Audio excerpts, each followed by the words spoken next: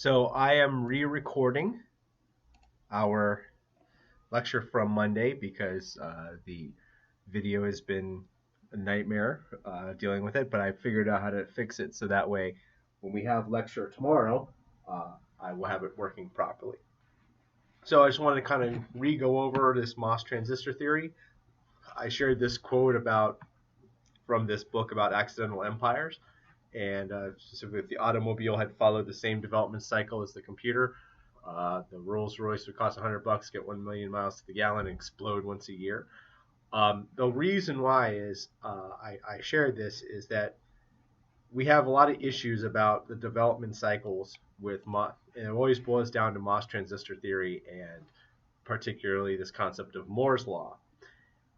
We have to worry about ideal versus theoretical switches, and if we talked here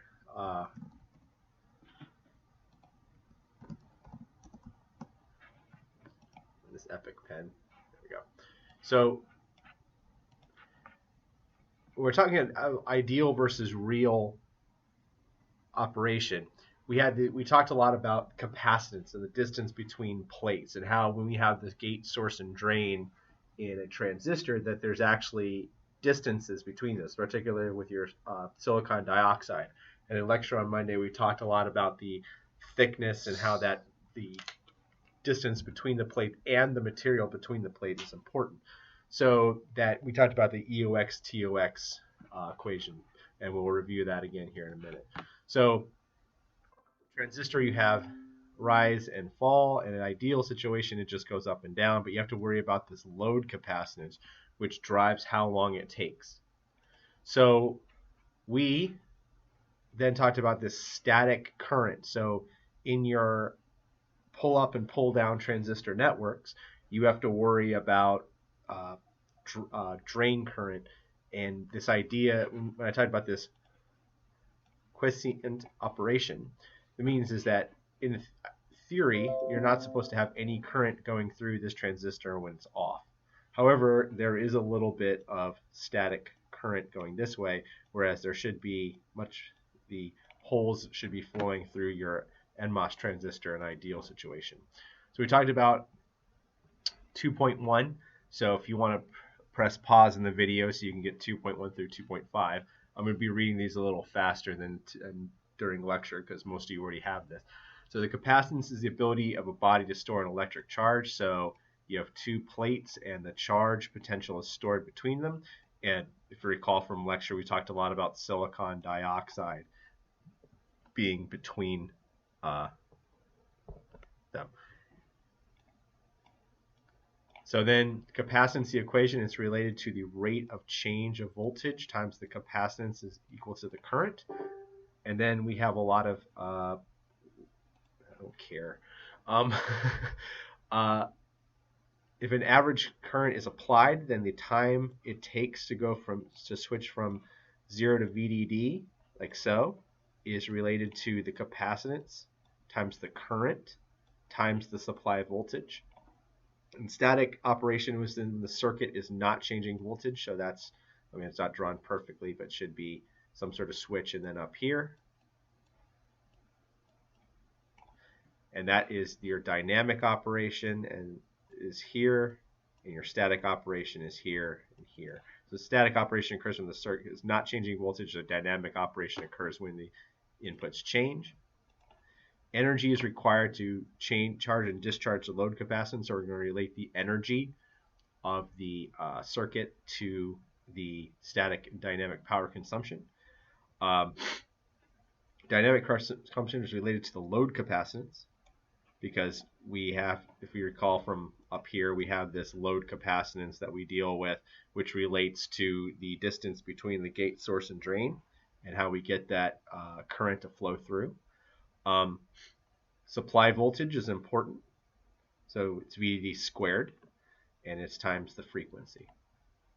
The static power consumption is just the current times VDD, so P equals IV, or IR squared, if you recall. We talked about this figure here, where we had, when the gate voltage is less than 0, this VG is the difference between the gate voltage and the base. So it's this voltage here in the I'm sorry, not the base, the body. So the transistor electrons here just stay put. Now when the gate voltage is between 0 and the threshold voltage, you start creating this depletion region. The holes in the body are repelled from the region directly beneath the gate. They start pushing here, but we don't have enough to actually start creating this inversion region. And in C, once you reach that threshold voltage, once you reach this inversion region, this is when you are actually creating current through the transistor. And so what's going to happen here is you have the source and the drain going like so. And this is what happens when it actually exceeds VGT. So your modes of operation, and this is going to be important to understanding how this actually works, is gate, source, and drain. These are just the differences between these specific voltages. But as you can see, that since there's a difference in potential, and we're talking a lot about creating an inversion region and creating these differences between electrons and holes and having current flow, it's actually going to represent capacitances, because we're actually using these as you can think of them as differences between plates. So next we formally define threshold voltage, and then we formally define these three regions of operation. So threshold voltage, VT, is the minimum difference between the gate and source voltage, VGS, that is needed to create a conducting path between the source and drain terminals. And then we talked about these three diagrams up here. So cutoff is when the drain source voltage is 0 and the gate source voltage is less than the threshold voltage. So if we compare that up here, it's A and B. We do not have any inversion region yet. So when you get to linear, we have the gate source voltage is greater than the threshold voltage, and the drain source increases with VDS. So if you recall, we had those IV curves that we'll finish this video with, discussing the relationship between VDS, VGS, and the drain source current. The linear region, if you recall, they look like this. We had a bunch of them kind of going up, and then there's, they all related to certain VGS, and as you increase IT, it goes with VGS. And if you recall, they were the opposite for the PMOS, because there's the relationship between supply voltage and the current. So your cutoff operation, you don't have any you don't have any inversion region. Linear operation, you've created this linear region, and you actually have a flow from the source to the drain of holes or electrons. In this case, it's a NMOS transistor. So you've created an inversion region in the body of the P-type body, and you have your flow of electrons. And if it was if it was a PMOS transistor, you have P-type, the source and drain. An N-well type body, you'd have the inversion region here, and it would flow from the source to the drain with holes. Now, here's what happens. You get to this cutoff region, and what's going to happen is you're actually kind of losing potential here. So if there's difference between VDS, so if you're comparing gate, source, and drain, and you get to the point where the difference between gate and source is greater than VT, and the difference between the gate and the drain is less than the threshold voltage. So you've actually created an issue where you have cutoff. So what this means is if we're comparing VGS is greater than VT, and VT is greater than gate and drain, this means that the drain voltage, which is actually connected to our load capacitor, that means that's going down, and that means we have some sort of issue. So that means we are not actually getting a flow. We have an inversion region here, but it stops there. So there's no actual flow. So in order to figure out how to deal with this, we have to talk a lot about channel charges, capacitances, and energy. So we talked about how we have the silicon dioxide layer between the gate and the body. And the reason why is because we want to be able to create a charge, and you have to worry about this concept of electron punch through, which we'll cover a lot more detail, I think, in section 6. But the whole idea is you want to be able to flow through here without going up through the drain. I'm sorry, up through the silicon dioxide and through the gate. So, and this is, hold on, I'm going to use my little star symbol. As I kind of alluded to in class, what I'm going to do for the exam is I'm going to treat it as though you're kind of preparing for a job interview. So what you're going to want to do is you're going to be having questions, and I want you to kind of think about it as though you're an engineer. So in this case, the way I have this set up, you want to answer the questions kind of in this way. You can type them up or you can write them out, but the key thing is you want to think about it in a specific way. So we're defining this voltage as your average channel potential, right? And so the channel voltage is Vs plus Vd, right? So we're comparing the source voltage and the drain voltage. So this is your average channel voltage throughout this channel. And the reason why that's important is because we have plate and plate.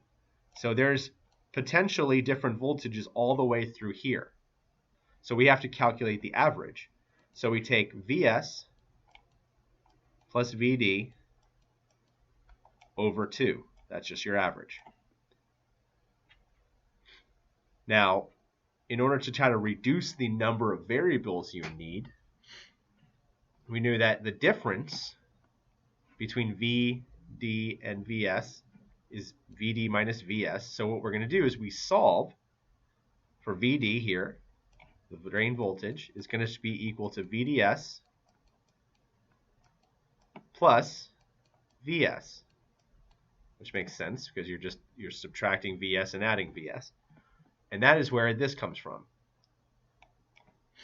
Now, what we're doing is we then solve the channel potential voltage is going to be equal to Vs plus Vds over 2.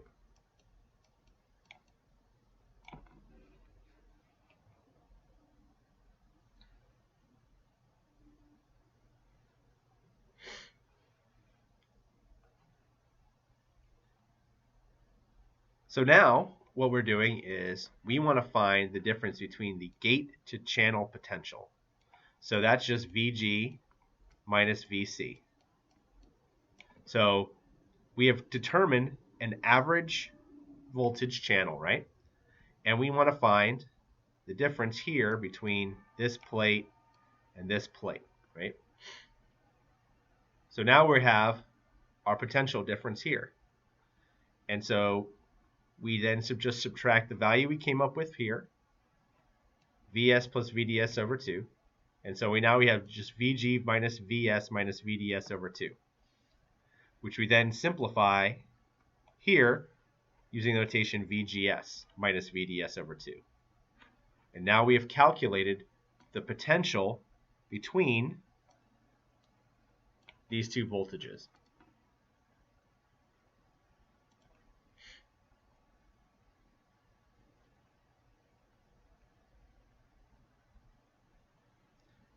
Now, this statement here is where this becomes really important. The voltage of the channel charge is the difference between the voltage and your average channel potential and the threshold voltage. So now we're just taking this equation that we came up with here, Vgs minus Vds over 2, and subtracting the threshold voltage.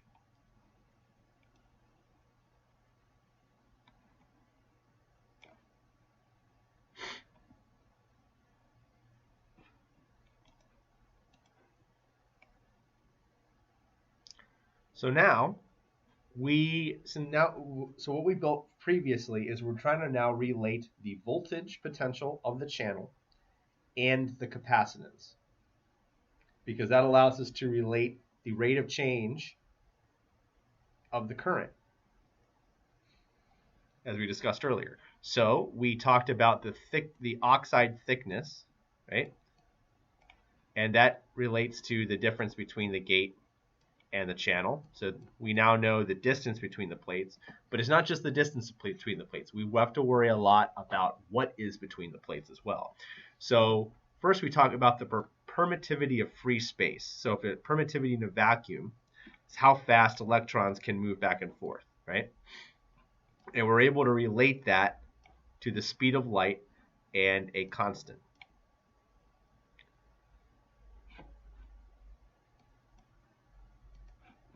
And so all of the permittivity of anything else that's not free space is going to be a ratio. So the permittivity of silicon dioxide is 3.9 times that. So in topical objective 2.9, we want to talk about the capacitance of the silicon dioxide that we're going to be using in the transistors. And it's just going to be KOX times EO. So that's your permittivity of the free space times your variable of silicon oxide. And that just comes down to the relationship between 8.85 times 10 to the negative 14, which is found using that, and the actual thickness, because we have to worry about that because it's the distance between the plates. And so now we relate that to the width and the length of the actual channel. And so we had this example 2.1, and we actually use a 90 nanometer long transistor, right? So that's going to be your feature size.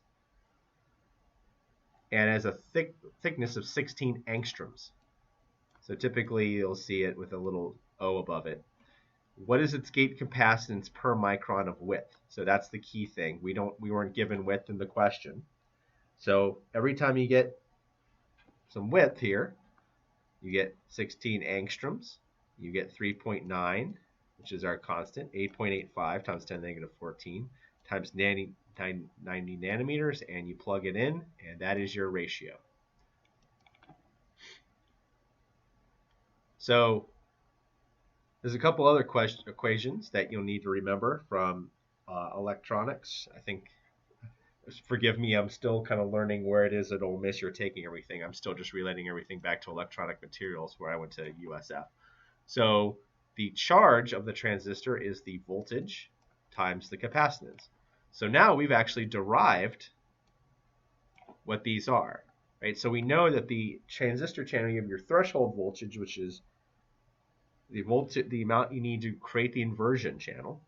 And then in order to actually create a current, because remember, before you reach the threshold voltage, you don't have any current flow because you're in the cutoff region. So then once you get current flow, you get the charge held by the transistor. So we now know that's the oxide capacitance times the width times the length.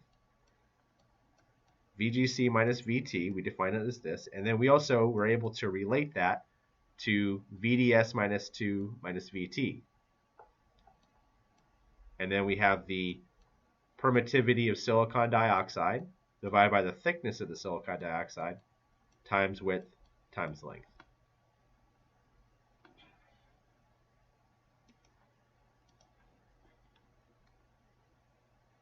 Next, we talked about electron field mobility and how we use the electrons to go through the channel. So we have the velocity, so of how the electrons flow through when we have an inversion region. So we have mobility times an electric field, and we rated that to VDS over length. And as you can see, we are actually starting to get these variables, so you can start to see how deriving this becomes possible.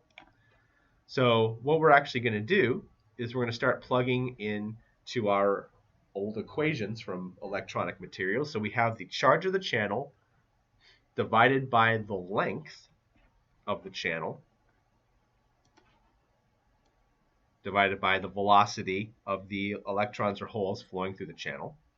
And later on, if you recall, we have the mobility of the electrons is about twice as much as the holes. And so the drain source current, which the whole point of this is we're trying to get to this drain source current. How do we obtain these linear cutoff and saturation regions? So we know the charge. We derive that in TGO 2.10, right? And we also know that this goes away. We also take this equation here, which we derive because we know the velocity of the electrons going through the channel. And that allows us to cut this off. And since this is in the denominator, if you actually try to, the denominator of the denominator, so it stays right there. And then we are actually going to take these values otherwise. VDS comes up here, right? And we have mobility also comes up here. They put it in the front in this case. So VGS minus VDS over 2 minus VT, VDS, and we have this large equation. So what's going to happen next is we're going to start dividing equations for some basic notations. So here we have the mobility of the electrons times the permittivity of silicon dioxide times the thickness of the silicon dioxide in the transistor, the width of the transistor divided by the length of the transistor, and we are defining this as beta. And then the gate threshold voltage, VGT, just to minimize the amount of notation, is VGS minus VT. And so we're actually able to just reduce it down to this. So one last thing, when we reach saturation mode, where we have our gate source, and then we have some sort of potential, but it doesn't actually reach here, right? So we have our VGS, gate source, but we don't reach the drain, so VDS is no longer a factor. So we worry more about threshold voltage and the gate voltage and the source voltage. So what's going to happen is our IDS just becomes B over 2 VGT. So what's going to happen is we're actually going to define 2.12 in this way. We derived this manner. So I think a good type of interview prep question is I give you this equation, and I'm also going to give you, I believe it's 2.13. Let me see real quick. Okay, yeah, well, I can give you 2.12, and then I can also say IDS for PMOS, I mean, so for NMOS, is these values. And then I can also say that IDS for NMOS is just B over 2 and B over 4, and that's going to be plus, right?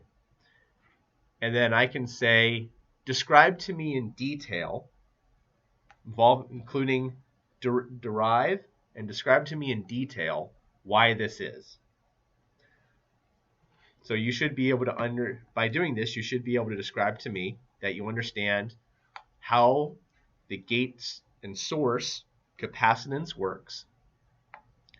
You should be able to describe to me how the inversion region occurs, why it matters that we have to care about the mobility, why it matters we have to care about the content of the material between the gate and the channel, why the average channel, remember we had to go all the way from VS plus VD over 2, why does that matter, right? Because we have to worry about where the potential is here, and we have to worry about where the potential is here, and there's potential change, right? So when we have cutoff, it never reaches, right? So this just becomes, there's no inversion region. But in the case of we have the linear region, there's going to be potential difference. So you just take that average, and that's just going to be this value. So you can show me that you physically understand everything. And I would highly encourage you to kind of, it's very tempting to just say everything that I have here. And while technically correct, I want you to think about how you would describe it in your own words. you are permitted to do that. You can use the definitions from the TGOs, but how would you actually say this when you're interviewing?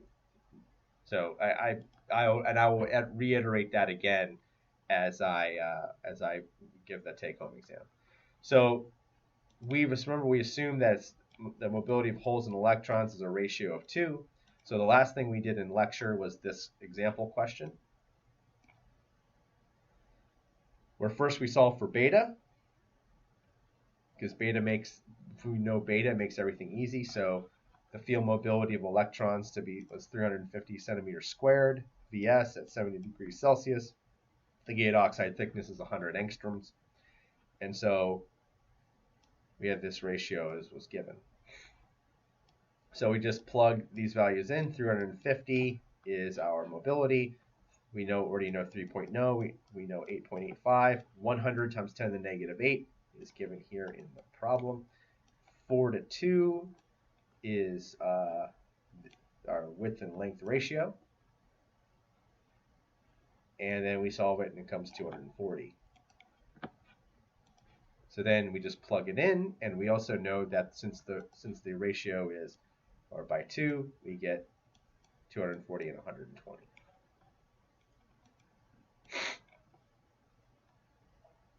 So the last thing I want to talk about, if you plot these in SPICE, you get these positive and negative inversion. So if I were to open up a IV characteristics NMOS PMOS. So you can go on here and you see these are this kind of similar equations. Let me see if I can find any. Yeah, there we go. So it's basically similar chart, and you start getting into these depletion regions. But if you go to images, you should be able to see a lot of these same different charts. And if you run it in SPICE, you'll see it like this in your tools, and you can use either integrated circuits or inverters or PMOS and NMOS. You can simulate these all in different ways based on your equations. So basically, you'll be able to go through the SPICE deck and be able to determine what these values should be. So it's pretty neat stuff. You have the opportunity to work on that. So we also know that it's inverted because we talked about the characteristics between NMOS and PMOS. And so we were going to stop here at 2.12, and we will talk about parasitic capacitance at the beginning of lecture tomorrow morning. So on that note,